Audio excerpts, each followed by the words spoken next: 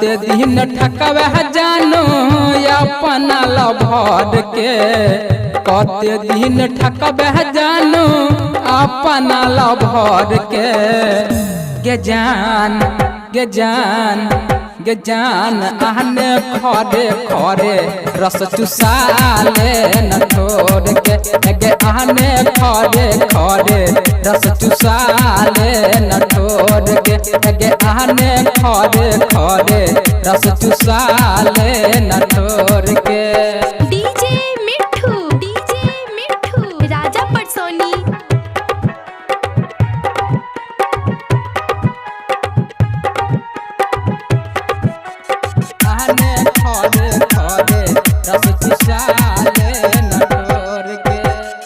भोरे भोरे उठ के गई तोरे हम देखई छी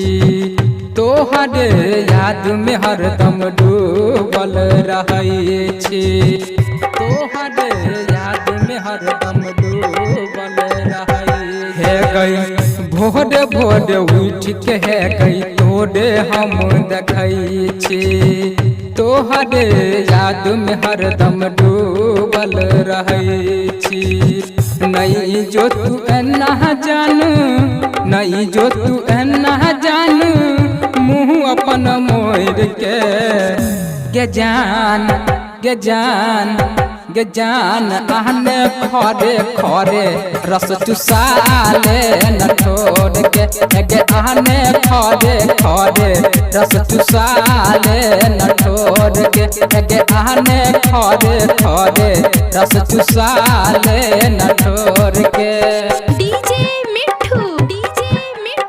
राजा पटसोनी।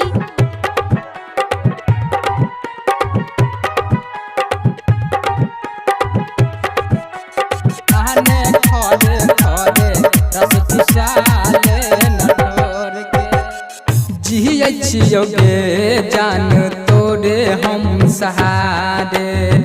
छोड़ भी जे साथ मरी जइबौ हम कुमारे छोड़ भी जे साथ मरी जइबौ हम कुमारे जिये छियोगे जान तोरे हम सहारे